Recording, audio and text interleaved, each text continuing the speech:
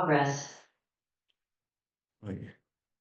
Pues buenas noches, hermanos. Dios les bendiga. Vamos a iniciar nuestra segunda lección de la materia de sacerdocio.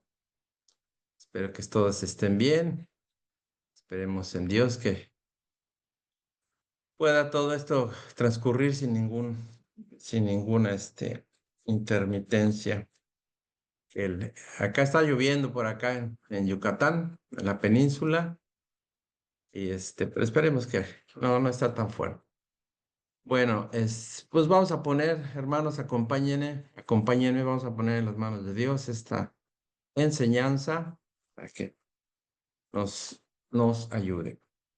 Padre bendito que estás en los cielos, te damos muchas gracias, Señor, en esta hermosa noche. Gracias por tu bendición, por tu amor, por tu misericordia, Señor. Gracias por la oportunidad que nos brindas.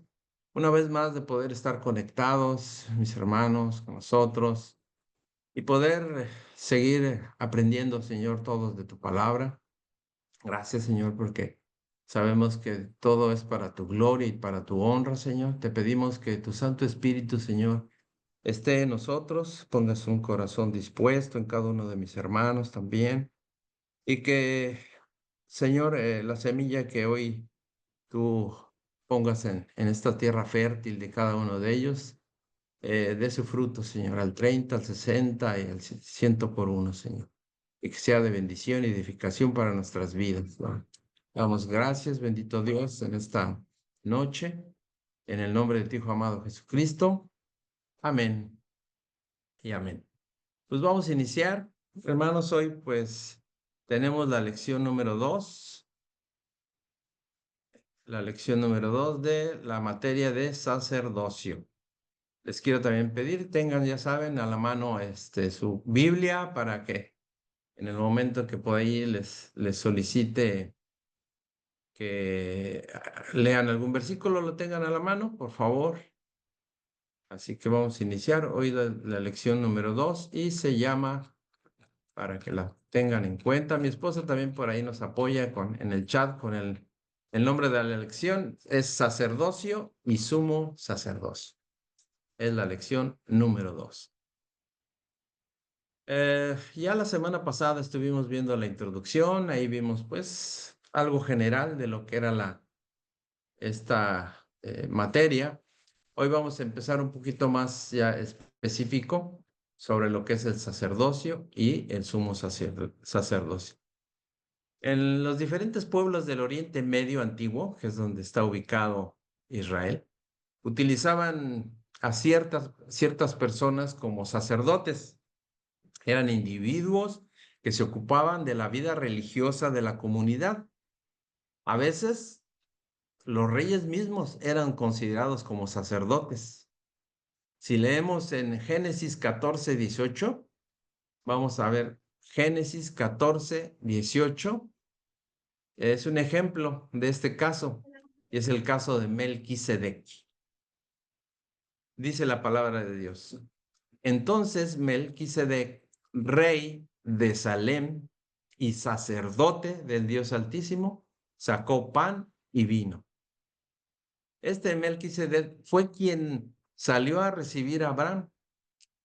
Abraham, cuando él regresaba, y dice en Hebreos capítulo 7, del versículo 1 y 2, dice la palabra de Dios, porque este Melquisedec, rey de Salem, sacerdote del Dios Altísimo, que salió a recibir a Abraham, que volvía de la derrota de los reyes, y le bendijo, a quien asimismo dio a Abraham los diezmos de todo, cuyo nombre significa primeramente Rey de Justicia y también Rey de Salem. Esto es el Rey de Paz. Es evidente que Abraham reconoció que Melquisedec era sacerdote del mismo Dios el cual él servía. Él enseguida lo ubicó. Como Melquisedec, Jesucristo era más bien Melquisedec era una sombra de lo que iba a ser Jesucristo. Jesucristo es un sacerdote para todos nosotros, para el mundo. Es sacerdote y además es rey también al mismo tiempo. Hubo un silencio en torno a los ancestros de Melquisedec. No sabemos más atrás quiénes fueron sus antecesores, ¿verdad? Sus antecedentes sacerdotales, su nacimiento y su muerte, ya no se habla más. Ilustra el eterno e inconmovible sacerdocio de Cristo. Él vino como esa, ¿verdad? Como esa muestra de esa sombra de lo que iba a ser Cristo más adelante. Con los israelitas, Dios quiso hacer un reino de sacerdotes y gente santa. Y se los dijo. Y vamos a ver que en Éxodo 19:6, vamos a Éxodo 19:6, y le pido a mi hermano Alfredo Cocom si nos puede leer Éxodo 19:6. Dice, y vosotros me seréis reino de sacerdotes y gente santa. Estas son las palabras que dirás a los hijos de Israel. Amén. Gracias, hermano. El Señor dio títulos a Israel. Les dijo que serían reino de sacerdotes y gente santa, los cuales estaban condicionados a que la nación se mostrase obediente y fiel al pacto que tenían con Dios. Estos títulos recapitulaban las bendiciones divinas para una nación así: pertenecer de manera especial a Dios, al Señor, representarlo aquí en la tierra y ser apartados por Él para sus propósitos. Las personas encargadas de dirigir los servicios religiosos por decisión divina, si lo quería Dios, eran miembros de la tribu de Leví, y a través de Aarón y de sus descendientes, y esto lo veíamos en la lección anterior, ¿se acuerdan? En Éxodo 28:1. A estos se les consagraba mediante la unción, que era básicamente la misma que se usaba para el tabernáculo y las cosas sagradas del lugar santo y el lugar santísimo. Veamos qué dice Éxodo capítulo 30, versículos 26 al 30. Éxodo 30, 26 al 30. Dice así la palabra de Dios. Con él ungirás el tabernáculo de reunión, el arca del testimonio, la mesa con todos sus utensilios, el candelero con todos sus utensilios, el altar del incienso, el altar del holocausto con todos sus utensilios, y la fuente y su base. Versículo 29. Así los consagrarás y serán cosas santísimas. Todo lo que tocare en ellos será santificado. Ungirás también a Aarón y a sus hijos, y los consagrarás para que sean mis sacerdotes. Ahí lo dijo Dios. El primer ungimiento de sacerdotes se realizó después de terminado el tabernáculo. Eso lo veíamos en Éxodo 29, o se puede ver ahí, se puede leer en el capítulo de Éxodo 29 y también en el capítulo 8 de Levítico. Los pueden tomar de referencia y posteriormente lo pueden leer para no leer todo el capítulo. Se llevó a cabo la consagración de Aarón y de sus hijos. Y esto lo veremos también más adelante en unas lecciones a detalle.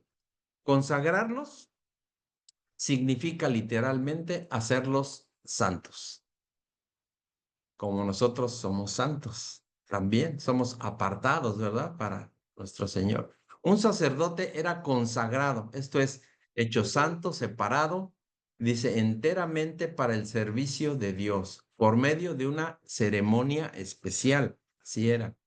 Los sacerdotes utilizaban una vestidura que los caracterizaba. La que correspondía al sumo sacerdote, por ejemplo, fue estipulada, fue establecida a mucho detalle, con mucho detalle también en Éxodo capítulo 28. Ahí se puede leer todo el detalle de la vestimenta del sumo sacerdote. Los miembros de la tribu de Leví, que no descendían de Aarón, formaban un cuerpo de ayudantes, eran los que ayudaban. ¿verdad? En las tareas relacionadas con el culto, pero no podían servir ante el altar. O sea, todas los descendientes de Leví no podían, pues eso se reservaba únicamente para los sacerdotes. El sacerdote, por su consagración a Dios, era tenido como persona muy santa, muy apartada, merecedora de respeto y de reverencia. Así era el sacerdote. Cuando Saúl dio la orden de asesinar a los sacerdotes de Nob, ¿se acuerdan? Cuando andaba persiguiendo a David, sus siervos, o sea, la gente que estaba con Saúl, él le pidió que los asesinaran y ellos se negaron, no quisieron ir contra los sacerdotes. Esto lo podemos leer en Primera de Samuel, capítulo 22, en el versículo 17. Ahí se puede leer. No vamos a entrar en ese detalle, pero eso pasó.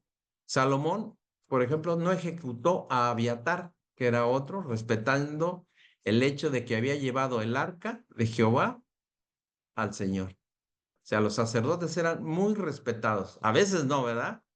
Que después leemos en el Antiguo Testamento que a veces no los respetaban tanto. La santidad de los sacerdotes se mantenía a través de estatutos de limpieza y purificación, que eran más estrictos que los que se aplicaban al resto del pueblo. O sea, los sacerdotes tenían que hacer todos esa purificación, eran muy estrictos.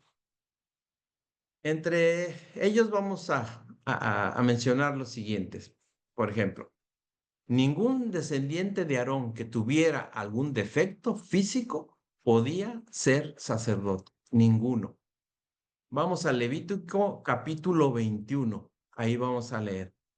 Levítico capítulo 21, versículos 16 y 17. Y le pido a mi hermana Abigail si nos puede leer Levítico 21, versículos 16 y 17. Sí, pastor, ahí voy. Sí, hermano, adelante. Levítico 21.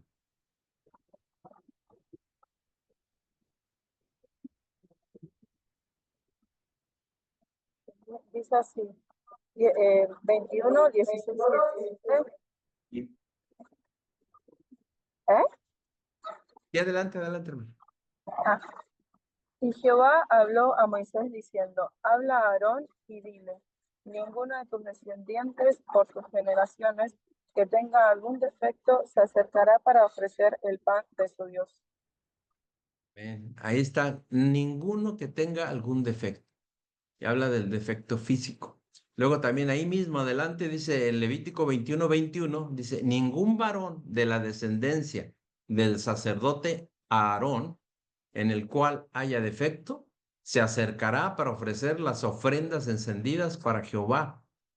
Hay defecto en él, no se acercará a ofrecer el pan de su Dios. Y más adelante, también en mismo Levítico 21, versículo 23 dice, pero no se acercará tras el velo, ni se acercará al altar, por cuanto hay defecto en él, para que no profane mi santuario, porque yo Jehová soy el que lo santifico. O sea, ninguno con defecto podía acercarse al lugar santo ni al lugar santísimo. Estaba Dios discriminando injustamente a la gente discapacitada, vamos a decirlo ahora, como decimos, cuando dijo que no estaba calificada para ofrecer sacrificios. Así como Dios ordenó que no se utilizaran animales imperfectos, Él estableció que ningún sacerdote imperfecto ofreciera sacrificios. Esto no es que, o era un insulto para las personas discapacitadas, más bien tenía que ver con el hecho de que el sacerdote debía concordar lo más posible con el Dios perfecto al que servía. Es como nosotros. Tenemos que ir caminando y siendo casi o buscar esa perfección. Nunca la vamos a alcanzar, lo sabemos, pero finalmente tenemos que buscar, tenemos que ser apartados, tenemos que buscar esa perfección. Dice, por supuesto, tal perfección no se cumplió nunca en los sacerdotes, ¿verdad? Por eso fue que tuvo que venir Jesucristo. Como levitas, los sacerdotes incapacitados eran protegidos y se les proporcionaba su alimentación, que provenía de los mismos sacrificios. No eran abandonados, no eran echados a un lado, no eran muertos, no. Simplemente no podían entrar al lugar santo ni al lugar santísimo, ya que seguían realizando servicios esenciales dentro del tabernáculo, pero finalmente no podían no podían entrar. Otro punto, tenían que lavarse bien las manos y los pies antes de entrar a ministrar. Y esto lo dice en Éxodo capítulo 30, de los versículos 18 al 21, que dice, Éxodo 30, 18 al 21. Y le voy a pedir, por favor, a Anita González, si nos puede leer, por favor, hermana, Éxodo 30, 18 al 21.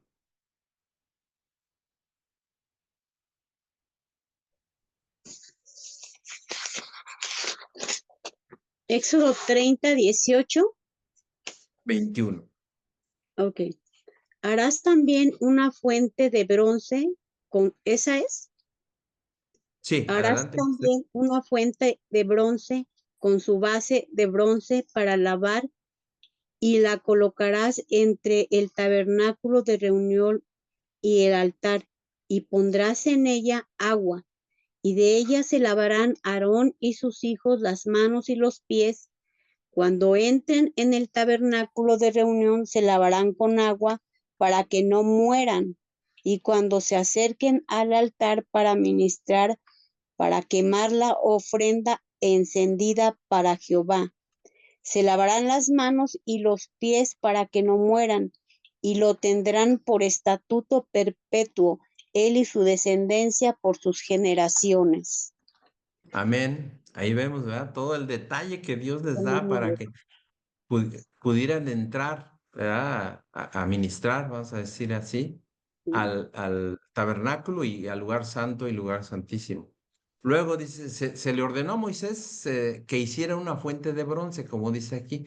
Esta sería ubicada entre el tabernáculo y el altar de bronce, de modo que Aarón y sus hijos pudieran lavar sus manos y sus pies cuando ministraran en el tabernáculo y en el atrio, que es el lugar más amplio. El requisito de que los sacerdotes se lavaran simbolizaba su necesidad de permanecer, constituía una especie de anticipación de la obra que Cristo llevaría a cabo a limpiar nuestros pecados. Eso era. Permítame tantito. Pensé que se había desconectado. ¿Me escuchan, hermanos? Sí, pastor. Ok, perdón, es que me mandó ahí un mensaje, pensé que se había desconectado. Y entonces para eso lo hacían, y aún todavía a la fecha, los judíos cuando van al muro de los lamentos, tienen sus lavabos, vamos a decirlo así, con su agua, y antes de llegar al muro del lamento, ellos se lavan las manos. Eso todavía lo siguen haciendo, pero en los sacerdotes era todavía pues, más estricto. Luego, otro punto, dice, no se les prohibía beber vino, pero no podían hacerlo en los momentos antes de ministrar. No podían ir contaminados con vino. Dice Levítico capítulo 10, versículo 9.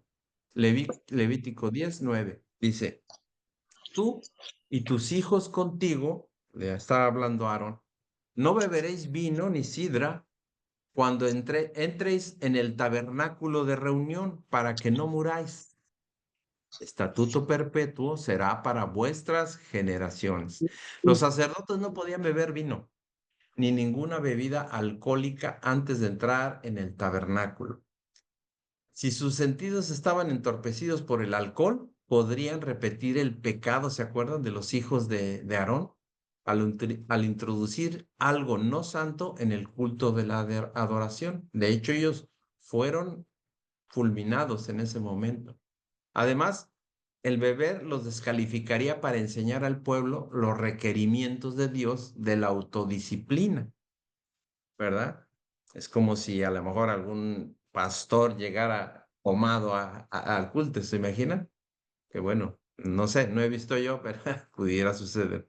La embriaguez estaba asociada con las prácticas paganas que tenían, ¿verdad?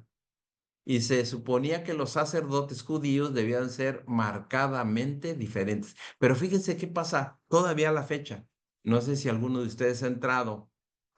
Hay algunos videos de cómo a veces los judíos se ponen a danzar y a bailar y en sus fiestas toman vino y se emborrachan, sobre todo los jóvenes judíos, a la fecha. Eso no debería de ser, pero sin embargo se hace. Luego, otra característica, no podían contaminarse tocando el cadáver de ningún difunto, a menos que fuera un familiar muy cercano. Y esto lo dice en el mismo Levítico capítulo 21, versículos del 1 al 3. Levítico 21, del 1 al 3. Dice la palabra de Dios. Jehová dijo a Moisés, habla a los sacerdotes, hijos de Aarón, y diles que no se contaminen por un muerto en sus pueblos, mas por su pariente cercano, o sea, su familiar, por su madre o por su padre, o por su hijo o por su hermano, o por su hermana virgen, a él cercana, la cual no haya tenido marido. Por ella se contaminará. Ser miembros del sacerdocio estaba limitado solamente a los hijos de Aarón. La pureza y santidad de los sacerdotes se preservaba cuidadosamente para distinguirlos del israelita común, o sea, de los demás. Por eso el ser sacerdote era así de importante. Y es lo que vamos a ver posteriormente, qué es lo que quiere ahora nuestro Señor Jesucristo. Debido a que los sacerdotes presentaban las ofrendas en nombre del resto del pueblo, su santidad como mediadores era más estricta.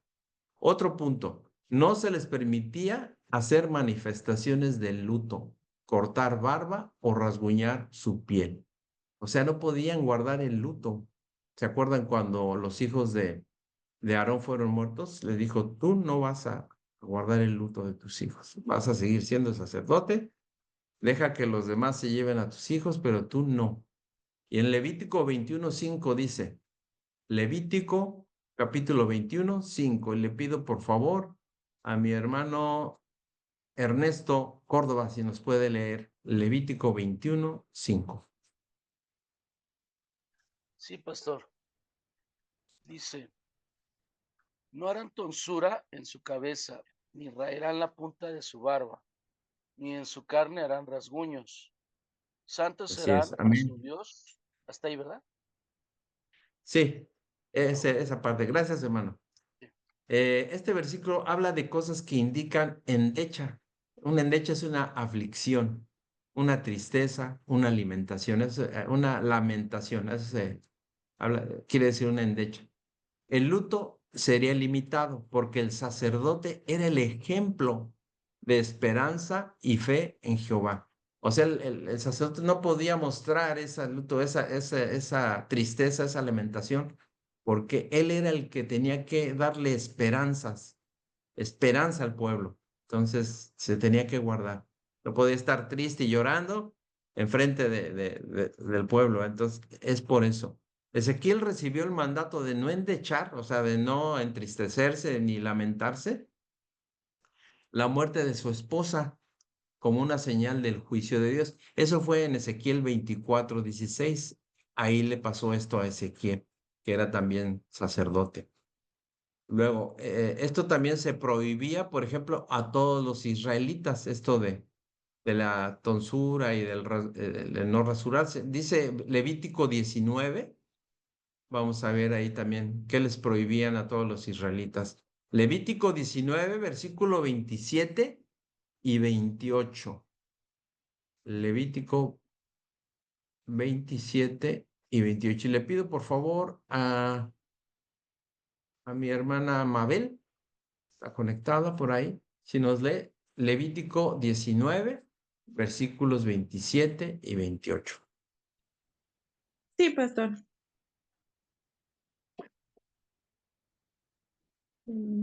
Ya. No recorten las patillas de su cabello, ni se afeiten las barbas completamente, ni se hagan heridas ni tatuajes, como una manera de rendir culto a los muertos. Yo soy el Dios de Israel. Amén. Fíjense, esa versión que leyó la hermana es todavía así más detallista, ¿no? Ahí habla de los rasguños, eso, lo que ahora vemos como tatuajes, ahí eso estaba prohibido. ¿Por qué? Porque eso los hacían en los egipcios, sobre todo.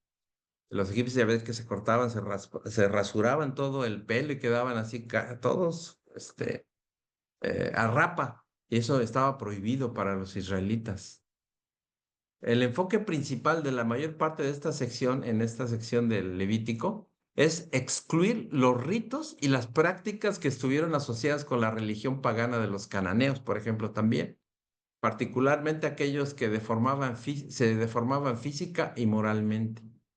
El abuso del cuerpo también, en nombre de la religión, es una aberración bastante extendida. Ahora ya lo vemos, ¿verdad? Todo el mundo anda con sus tatuajes y a veces son tatuajes que de, de, de, de, de dioses, ¿verdad? De dioses ajenos o de demonios inclusive.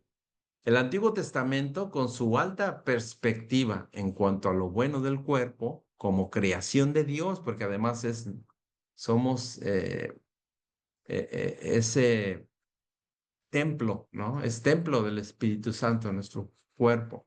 Y no lo permitían, dicen en el Antiguo Testamento. En el Nuevo Testamento se refuerza el principio con la afirmación de que el cuerpo de nosotros como cristianos, como creyentes, es ese templo del Espíritu Santo. Eso lo pueden leer por ahí después en Primera de Corintios 6, versículos 19 y 20. Primera de Corintios 6, 19 y 20. No lo leemos ahorita, pero ahí lo pueden ver. Otro punto, no podían casarse con una mujer que hubiera sido ramera o divorciada. ¿Sí? Dice Levítico 21, versículo 7. Levítico 21, 7. Dice la palabra de Dios, con mujer ramera o infame no se casarán, ni con mujer repudiada de su marido, porque el sacerdote es santo a su Dios. Por el hecho de que los sacerdotes presentaban a Dios su pan en los sacrificios, tenían que mantenerse santos. Por esta misma razón de santidad, debían de abstenerse de tomar mujeres deshonradas, ya sea por la prostitución o por el repudio de su marido, por haber sido eh, divorciadas, perdón. Sí, esa es la palabra, divorciadas, ¿verdad? De su marido o hechas a un lado. La función sacerdotal va unida también a la existencia de un santuario o de un templo, puesto que sus deberes se ejercían en relación con lo que se consideraba que era la casa de Dios, el templo. Debía notarse que entre las tribus nómadas en el desierto no existía un sacerdote, eso era antes. Cuando Israel anduvo por el desierto, tuvo que hacer un santuario desmontable, lo que conocemos como el tabernáculo.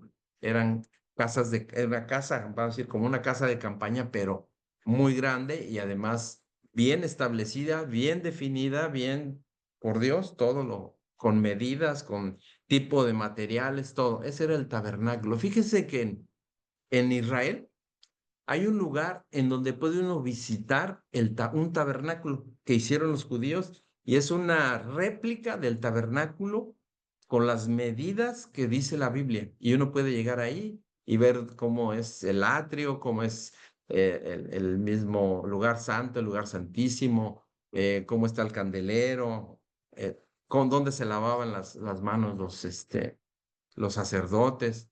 Es una réplica tal del tamaño, en tamaño real, del tabernáculo que dice la Biblia y que está establecido. Eso se puede ver allá. Su deber primordial era servir a Dios que habitaba en esa casa especial, en ese templo, en ese tabernáculo. Por eso eran llamados ministros de Dios. Y en Isaías 61, versículo 6. Isaías 61, 6. Ahí dice. Y le pido a mi hermano Lucas Valdés si nos puede leer, hermano. 61, 6. Isaías 61, versículo 6.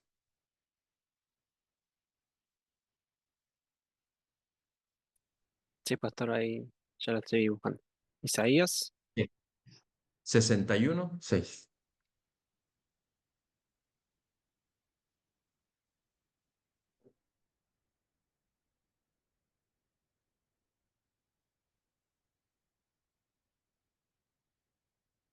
dice, y vosotros seréis llamados sacerdotes de Jehová, ministros de nuestro Dios, seréis llamados, comeréis las riquezas de las naciones, y con su gloria seréis sublimes.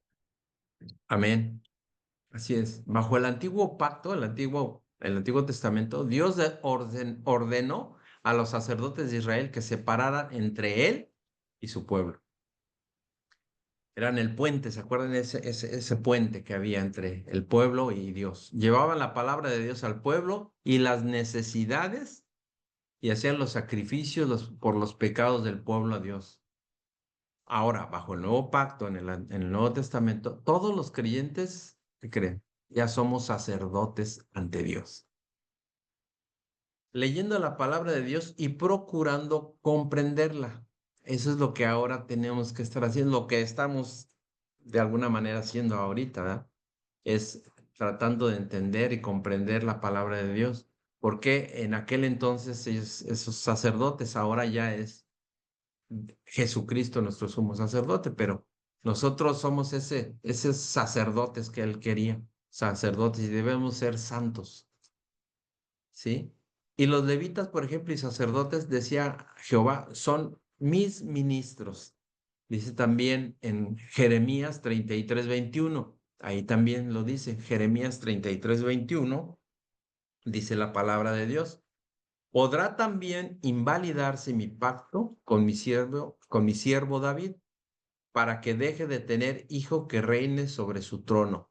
Y mi pacto con los levitas y sacerdotes, mis ministros, o sea, ellos eran mis ministros, y que su trabajo era servir a Dios. Ellos ministraban, precisamente. Ellos ministraban y ellos servían a Dios. Por ejemplo, también dice en Éxodo capítulo 28, versículo 43. Éxodo 28, 43 dice, y estarán sobre Aarón y sobre sus hijos cuando entren en el tabernáculo de reunión o cuando se acerquen al altar para servir en el santuario, para que no lleven pecado y mueran. Es estatuto perpetuo para él y para su descendencia después de él. Era Aarón y sus hijos. Una característica del sacerdocio israelita era su restricción a personas del sexo masculino. Ahí nada más ellos eran los que ministraban. Entre los cananeos, por ejemplo, había mujeres que eran sacerdotisas, pero no así entre los israelitas. Las mujeres e hijas de los sacerdotes podían comer de las ofrendas, pero no ejercían la función. Como hijas de sacerdotes o como los levitas, ellos también podían comer de esas ofrendas. En los tiempos de Esdras, cuando fue el retorno de los israelitas después de estar allá en el exilio, Esdras se reorganizó el culto en Jerusalén y el sacerdocio en general. Ya ven que fue la reconstrucción del templo y ahí se volvió a hacer esa organización en el culto de Jerusalén y también el sacerdocio en general. Ahora, para ser sumo sacerdote, ¿qué tenían que tener? ¿Cuáles eran los requisitos? Era necesario descender de Sadoc para ejercer el sacerdocio, el normal, el sacerdocio corriente. Un descendiente de cualquiera de las líneas de Aarón llamadas a ello. Y para ser ayudante también en el templo, podían ser descendientes de la tribu de Leví. Pero el sumo sacerdote era el principal entre los que ministraban en el tabernáculo o en el templo. El primer sumo sacerdote fue Aarón. Y dice en el Pentateuco, en la ley, en los 5 primeros, en el Levítico 21:10. Ahí lo dice también, y en Números 35. ¿Qué dice? Levítico 21, versículo 10. Levítico 21, versículo 10. Si me puede leer, por favor, mi hermana Mónica García, por favor. Mónica García, Levítico 21:10. Levítico 21:10. Pastor, permítame tantito. Sí.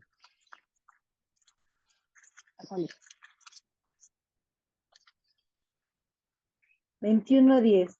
Y el sumo sacerdote entre sus hermanos, sobre cuya cabeza fue derramado el aceite de la unción, y que fue consagrado para llevar las vestiduras, no descubrirá su cabeza, ni rasgará sus vestidos.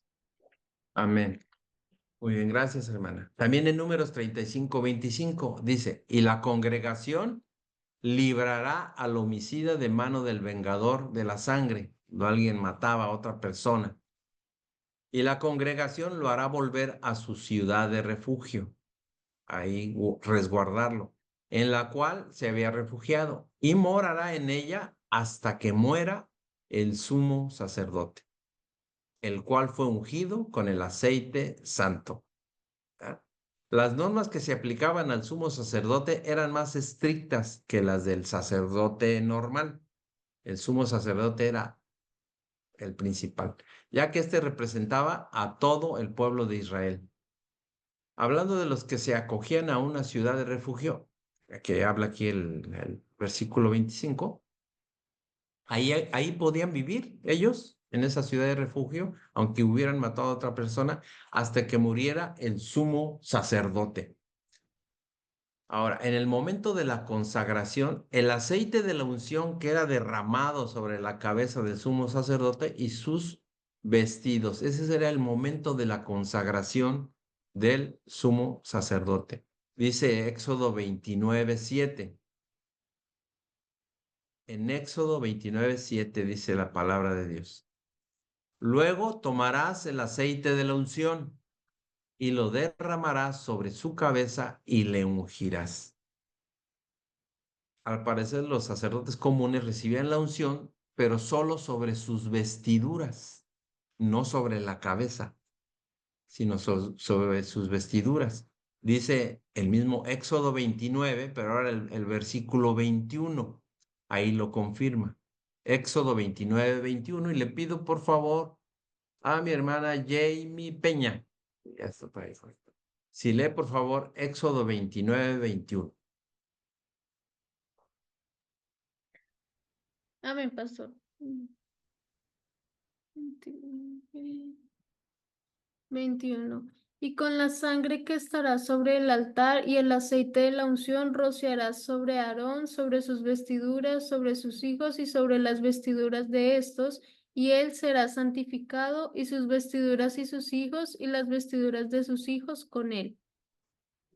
Sí, amén. Gracias, ahí lo dice. A través de estos sacerdotes y de su obra, Dios deseaba preparar a todo el pueblo para la llegada de Jesucristo, el que una vez más ofrecería una relación directa con Dios. Iba a ser el puente directo para cualquiera que viniera a Él, para cualquiera que va al Señor Jesucristo. Él será nuestro sumo sacerdote, ¿verdad? Y aquí en este versículo 29-21, pues habla de que solamente los sumos sacerdotes eran consagrados, eran la unción, el aceite que derramaran sobre sus cabezas, dice sobre sus vestiduras, sobre sus hijos, pero sobre las vestiduras de sus hijos, ¿sí?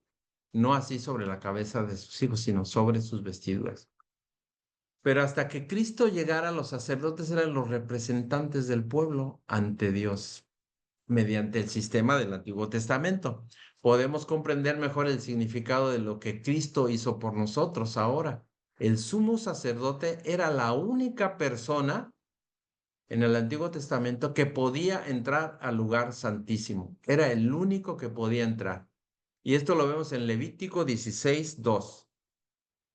Levítico 16:2 dice así la palabra de Dios. Y Jehová dijo a Moisés, di a Aarón tu hermano que no en todo tiempo entre en el santuario detrás del velo. Detrás del velo es el lugar santísimo.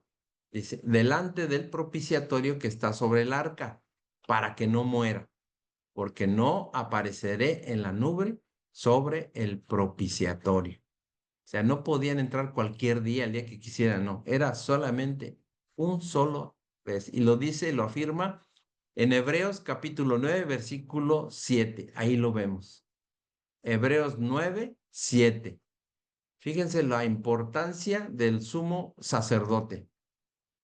Pero en la segunda parte, o sea, es al lugar santísimo, solo el sumo sacerdote, una vez al año, no sin sangre, la cual ofrece por sí mismo y por los pecados de ignorancia del pueblo. O sea, él también lavaba también sus pecados con la sangre de los animales y por los pecados además del pueblo, pero lo hacía solo una vez y eso lo realizaba en el día de la expiación, ¿sí? En el día de la expiación. Y esto lo leemos en Levítico capítulo 16, versículos 29 al 31.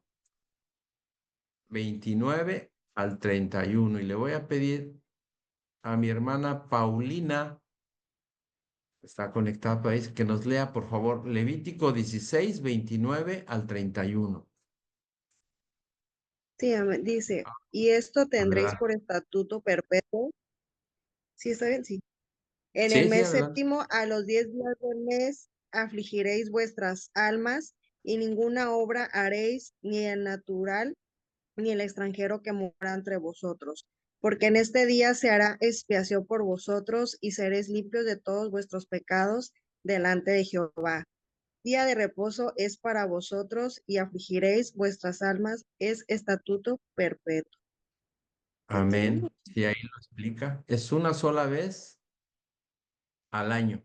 El sumo sacerdote tiene que ofrecer sacrificios por sí mismo, leíamos también, y luego por los pecados del pueblo.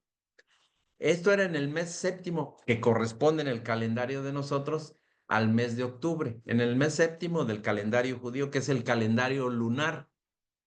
Y para el calendario de nosotros es el mes de octubre, por estas fechas. Seréis limpios de todos vuestros pecados delante de Jehová. Ahí decía. El día de la expiación se convirtió en la fecha más sagrada del calendario judío, del calendario del pueblo de Israel. El pueblo reconocía sus pecados, los confesaba delante del Señor y hacían ayuno, arrepentimiento y un autoexamen. Los sabios judíos enseñan que toda persona debe de perdonar a su prójimo antes de implorar para sí mismo el perdón del Señor. Antes de que llegues al altar a pedirle al Señor, si estás enojado con tu prójimo, con tu familiar, con tu esposa, con tu esposo, con tus hijos, debes de implorar primero para ti perdón al Señor. Y luego era lo que aquí hacían también el sacerdote y por los pecados del pueblo. Además de las restricciones que se imponían de manera general a los sacerdotes, para el sumo sacerdote se añadían otras. Dice Levítico 21, capítulo 21, versículo 10 al 15. Se le agregaban otras cosas. Al sumo sacerdote era todavía más especial. Dice la palabra de Dios. Y el sumo sacerdote entre sus hermanos, sobre cuya cabeza fue derramado el aceite de la unción y que fue consagrado para llevar las vestiduras, no descubrirá su cabeza ni rasgará sus vestidos, ni entrará donde haya alguna persona muerta, ya lo leíamos, ¿verdad? Y dice, ni por su padre ni por su madre se contaminará. Inclusive aquí es el sumo sacerdote, todavía era más. Ellos no podían hacerlo ni por su padre ni por su madre. Ni saldrá del santuario, ni profanará el santuario de su Dios, porque la consagración por el aceite de la unción de su Dios está sobre de él. Yo, Jehová, tomará por esposa a una mujer virgen. No tomará viuda, ni repudiada, ni infame, ni ramera, sino tomará de su pueblo una virgen por mujer, para que no profane su descendencia en sus pueblos, porque yo, Jehová, soy el que lo santifico. Así era de estricto para el sumo sacerdote. Son las reglas que controlan el duelo y el matrimonio del sumo sacerdote. Son leyes semejantes, pero más estrictas que las que leímos hace un rato para el sacerdote.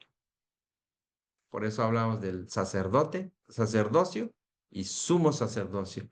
En cuanto a los muertos, ni deben endechar o entristecerse, como decíamos, de la muerte de sus padres. Su responsabilidad hacia Jehová tiene prioridad sobre todo. En el matrimonio es explícito que debe ser una joven, que sea una virgen, no se puede casar con una viuda. Si se casara con una viuda, sus hijos llegarían a ser los hijos del sacerdote, ¿verdad? Si los tuvieran. Y tendrían el derecho del puesto sacerdotal y como tal, pues no podían ministrar. Con esta prohibición se elimina el problema de tener sacerdotes de linaje que fueran fuera de Aarón. Así no profanarán su descendencia. Además, incluía el no rasgar sus vestiduras ni entrar a un lugar donde hubiera un muerto, aunque fuera su propio padre o su madre. Ahora, en el Nuevo Testamento se enseña que dentro del nuevo pacto existe un sacerdocio distinto. La epístola a los Hebreos es donde más se resalta el papel del Señor Jesús como nuestro sumo sacerdote. Y se especifica que su sacerdocio no es igual al que dice Levítico, sino que según leímos también el orden de Melquisedec. Así dice el Salmo 110, versículo 4. Dice así la palabra de Dios. Salmo 110, 4. Le pido a mi hermano Oscar Martínez. Hermano, si me lee el Salmo 110, 4, por favor.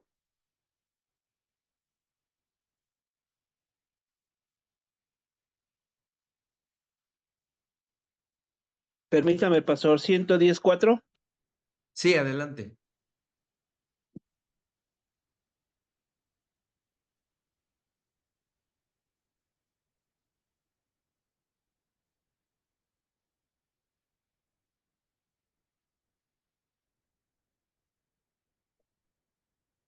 Juró Jehová y no se arrepentirá. Tú eres sacerdote para siempre según el orden de Melquisedec. Amén. Ahí está. Dijo Jehová, juró Jehová y él no se arrepiente. Tú eres sacerdote para siempre, según el orden de Melquisedec.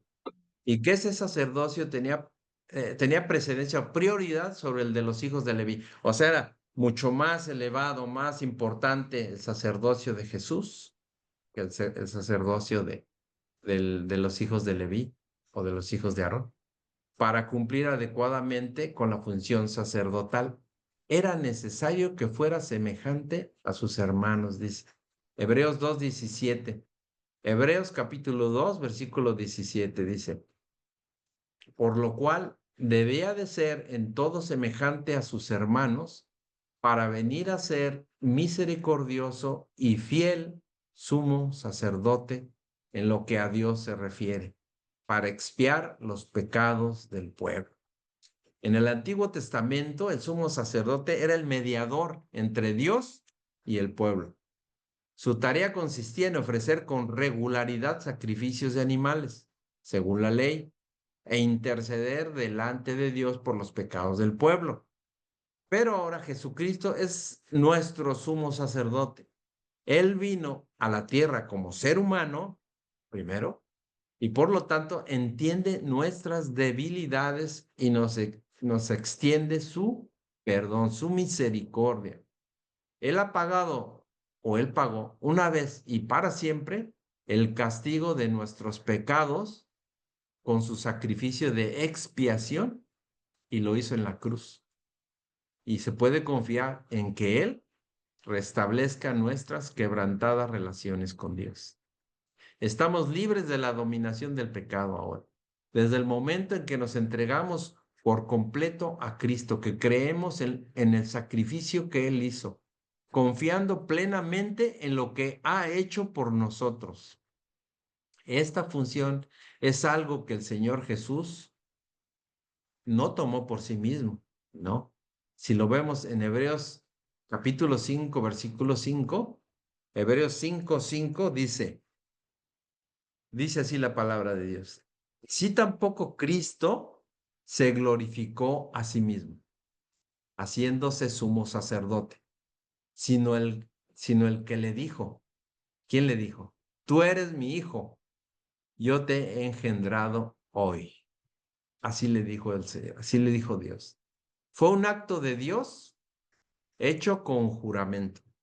En la época en que se escribió este libro de los Hebreos, los romanos escogían al sumo sacerdote de Jerusalén. Ellos lo ponían. En el Antiguo Testamento, sin embargo, Dios eligió a Aarón. Dios eligió a Aarón, ya lo leímos. Y solo sus descendientes pudieron ser sumos sacerdotes. Cristo, como Aarón, fue elegido y llamado por Dios. Porque ¿quién eligió a Aarón? Lo eligió Dios. ¿Y quién fue llamado y elegido por Dios? También Jesucristo. Veamos lo que dice Hebreos 9, capítulo 9, versículo 11. Hebreos 9, 11. Dice así: pero estando ya presente Cristo, sumo sacerdote de los bienes venideros, por el más amplio y más perfecto tabernáculo, no hecho de manos, es decir, no de esta creación. Jesús introdujo el sistema ideal. Jesús introdujo el sistema ideal, el cual apuntaba todos los viejos rituales. Los viejos rituales apuntaban más bien a lo que Jesús iba a hacer. Su ministerio tuvo lugar no en un santuario terrenal, sino en la esfera de las realidades celestiales. Era un santuario o es un santuario celestial. Como resultado de esto, ahora nosotros como creyentes tenemos un sumo sacerdote que conoce nuestras flaquezas porque estuvo con nosotros, tomó forma de hombre, estuvo aquí en la tierra. Él conoció nuestros problemas, nuestras flaquezas, nuestras tentaciones, por lo cual somos nosotros alentados a acercarnos confiadamente ahora al trono de su gracia. Dice Hebreos capítulo 4, versículos 14 al 16. Hebreos 4, 14 al 16. Dice así la palabra de Dios. Por tanto, teniendo un gran sumo sacerdote que traspasó los cielos, Jesús, el Hijo de Dios, retengamos nuestra profesión, porque no tenemos un sumo sacerdote que no pueda compadecerse de nuestras debilidades, sino uno que fue tentado en todo según nuestra semejanza, pero sin pecado. Acerquémonos, pues, confiadamente al trono de la gracia, para alcanzar misericordia y hallar gracia para el oportuno socorro. Cristo es superior a los sacerdotes y su sacerdocio es superior al de ellos, al de los sacerdotes. Para los judíos, el sumo sacerdote era la autoridad máxima, la autoridad religiosa máxima en la tierra. Solo él entraba en el lugar santísimo, lo veíamos, y lo hacía una vez al año solamente, para ofrecer sacrificios por los pecados de toda la nación. Así como el sumo sacerdote, Jesucristo ahora es el mediador entre Dios y nosotros. Como representante del hombre, intercede por nosotros ante Dios. Como representante de Dios, nos asegura el perdón de Dios. Jesucristo tiene mayor autoridad que los sumos sacerdotes judíos, porque Él es realmente Dios y hombre. Él es Dios y hombre. A diferencia del sumo sacerdote que podía estar delante de Dios solo una vez al año, Cristo está a la diestra de Dios intercediendo por nosotros. Él siempre está dispuesto a escucharnos cuando oramos. Jesucristo es como nosotros porque experimentó toda clase de tentaciones. Nos da consuelo saber que Cristo fue tentado en todo y puede compadecerse de nosotros. Nos anima a saber que fue tentado y no cayó en pecado, además. Es el único. Él nos muestra que no tenemos que pecar cuando nos enfrentemos a la tentación. Jesucristo es el único ser humano que ha vivido sin cometer pecado, el único. La oración es la forma en que nos acercamos a Dios confiadamente.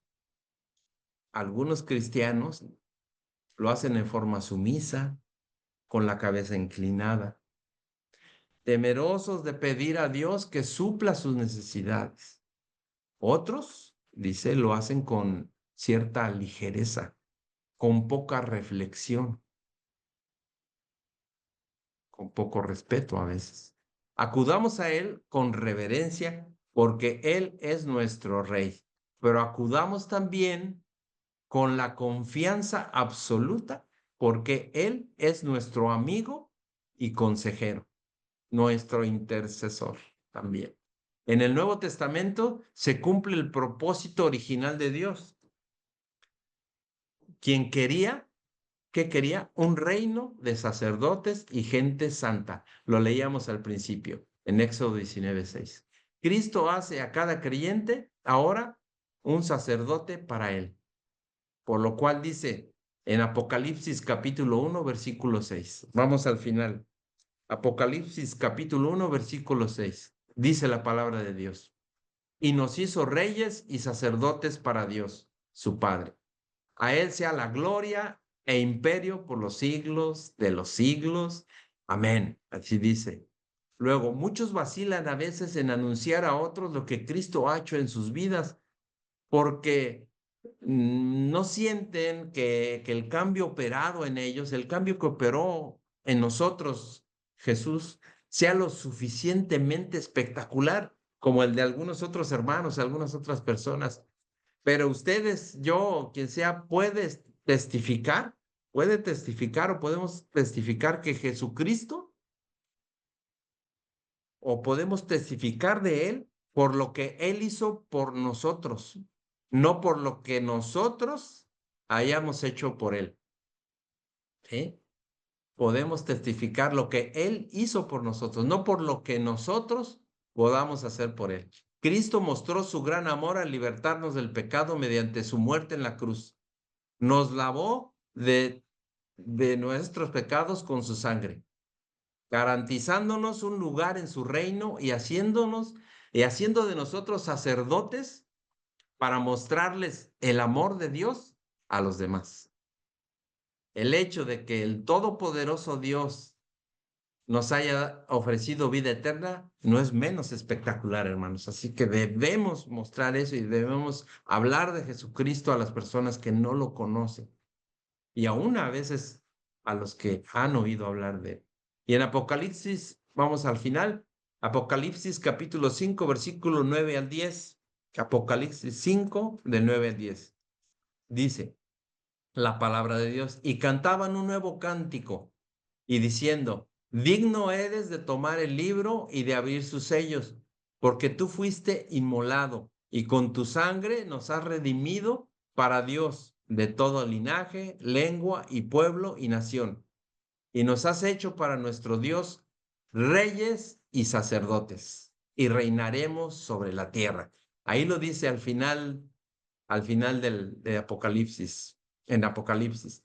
Personas de todas las naciones están alabando a Dios delante de su trono. Es lo que dice. El mensaje de salvación no está limitado a una cultura, a una raza ni nación específica. Todo el que acude a Dios arrepentido y con fe es aceptado por Él y será parte de su reino. No permitamos que los prejuicios ni las tendencias impidan que nosotros hablemos de Cristo a los demás. Cristo acoge a todas las personas en su reino. La canción del pueblo de Dios alaba la obra de Cristo. ¿Cómo? Primero, porque Él fue inmolado. Segundo, Él nos compró con su sangre. Tercero, Él nos reunió en su reino, en un reino. Él nos hizo sacerdotes. Y 5, Él nos escogió para reinar sobre la tierra. Jesucristo ya murió y pagó la penalidad por el pecado, pagó por nuestros pecados. Él nos congrega ahora en su reino, haciéndonos sus sacerdotes. Y en el futuro, dice ahí la palabra, y lo debemos de creer, reinaremos con Él. Adoremos y alabemos a Dios por lo que ha hecho, por lo que hace, por lo que ya hizo, por lo que hace y por lo que hará en favor de todos los que confiamos en Él. Cuando demos cuenta del futuro glorioso que nos aguarda, hallaremos las fuerzas para afrontar las dificultades del presente. Amén, hermanos. Bueno, esta es la lección número 2, la lección de sacerdocio y sumo sacerdocio. Y hablamos sobre lo que eran los sacerdotes y lo que deberían de cumplir y qué era el sumo sacerdote y las características que debería de tener y lo que debería de cumplir también.